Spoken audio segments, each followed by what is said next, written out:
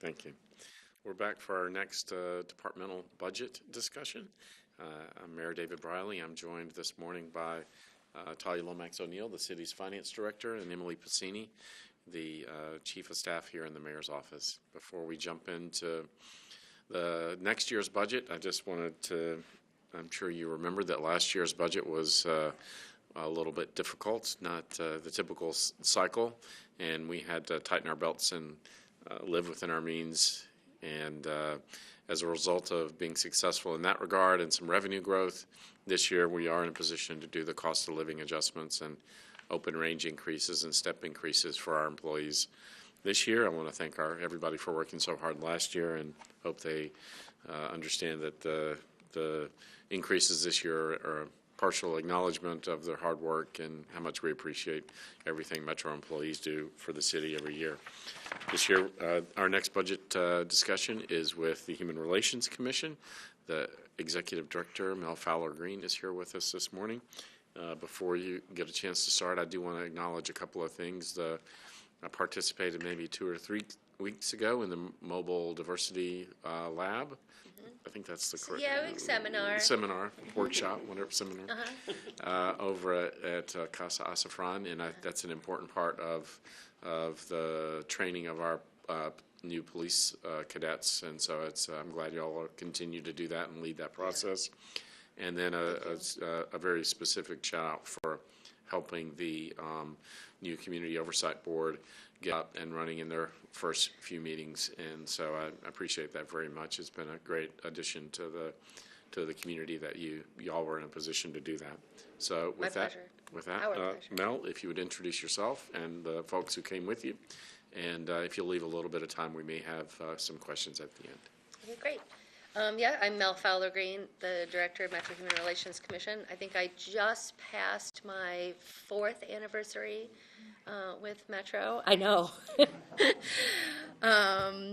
And I have with me today Dr. Janice Rodriguez, who is the current chair of the commission, and Dr. Marisa Richmond, who is our first vice chair.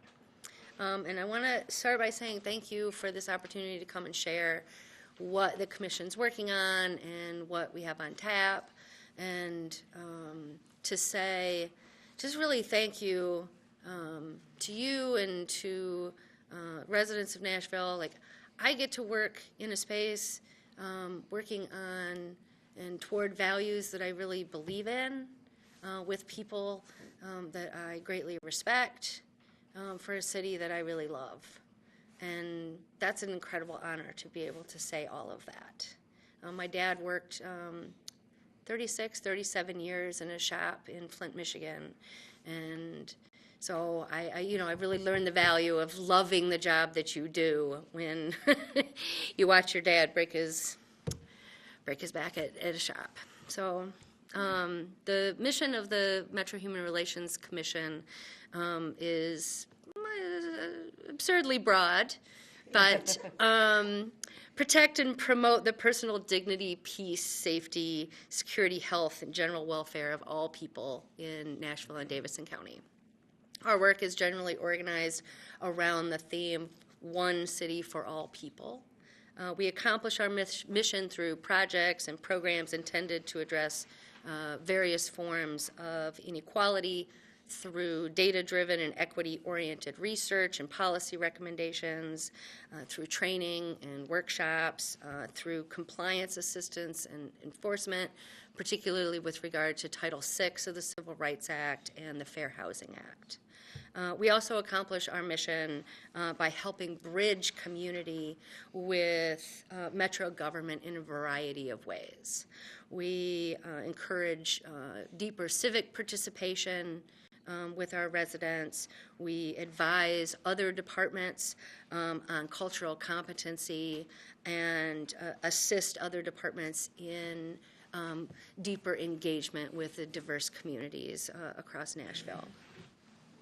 This year, our office facilitated over a dozen trainings and workshops related to diversity, inclusion, equity, and conflict management.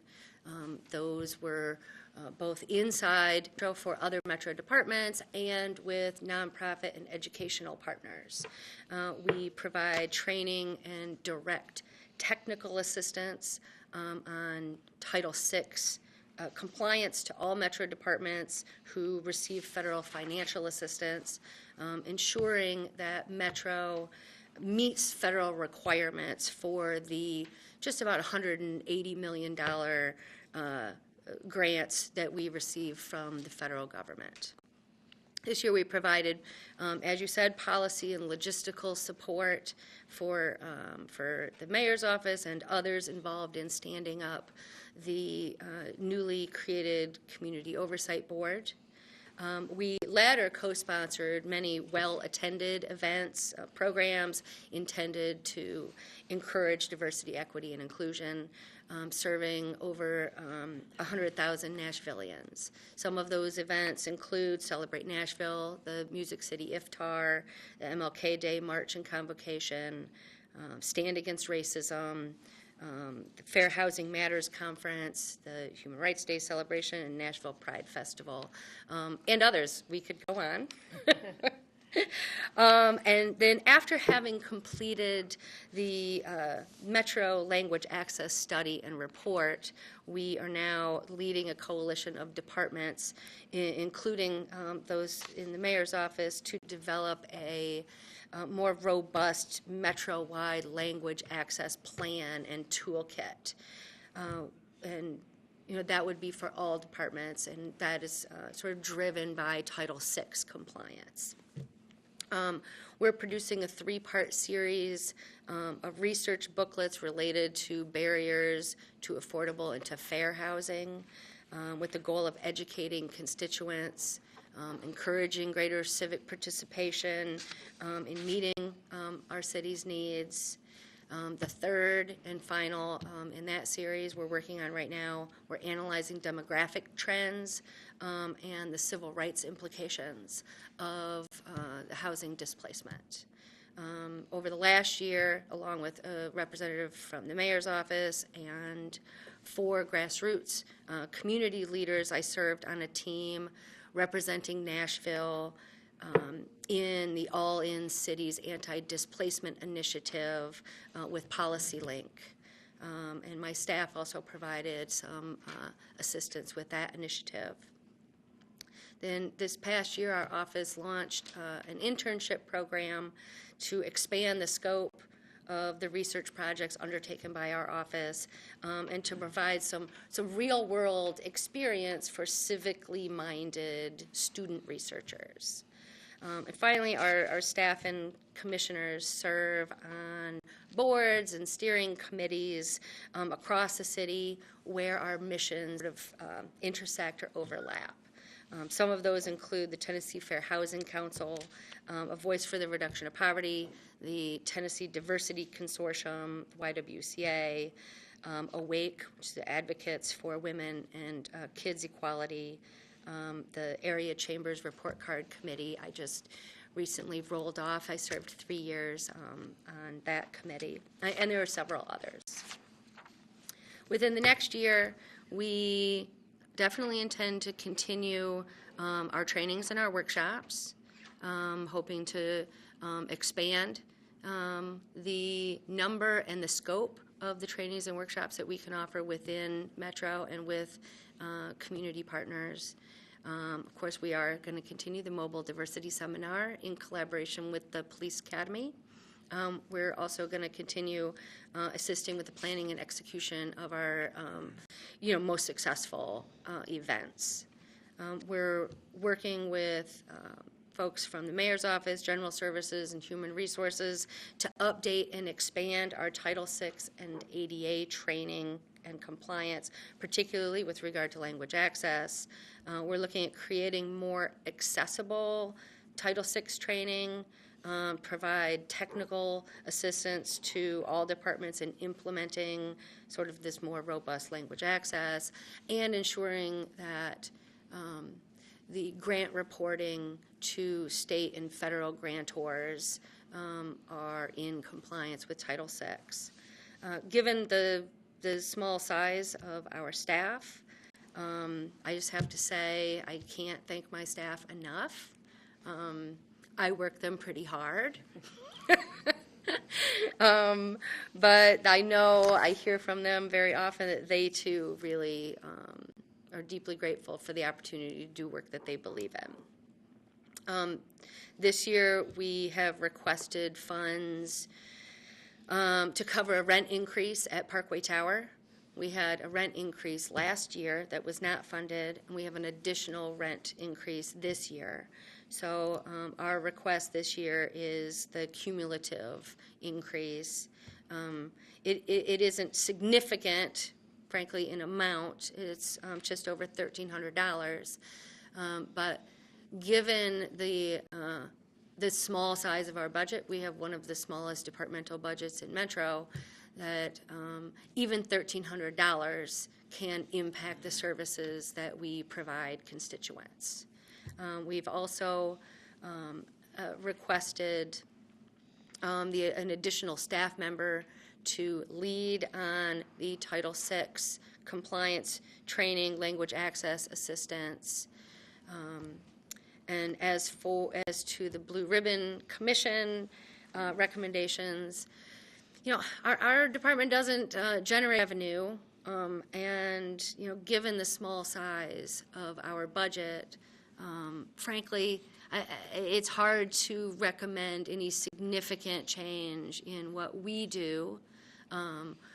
Some of our staff had a lot of innovative ideas that they wanted to include, and so I let them sort of call that together. So we did make some broader recommendations that I'm sure you have in the packet. Before I take questions, I think I want to be able to give a very brief opportunity for for my bosses to speak if they so desire.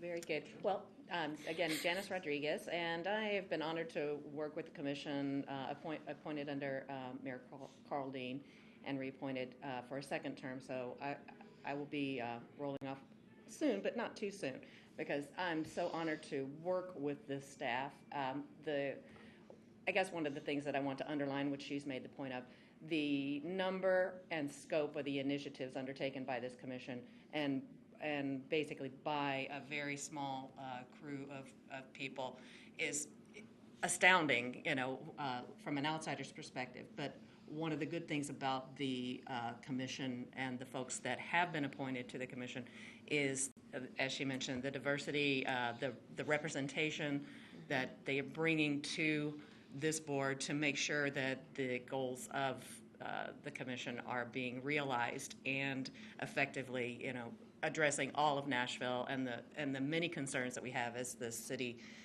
undergoes the changes that it's experiencing, the rapid growth, and you know, the issues of economic inequality, disparities that we're experiencing. So the voice that or the avenue for a voice is crucial to make sure that no one's being left behind. And you know, I appreciate the work of Mel and her staff, and again, honored to serve however I can to further the mission of the commission. Thank you. Thank you. Marisa Richmond, it's been an honor and a pleasure to serve on this commission. I'm at the tail end of my term currently. It expires this spring.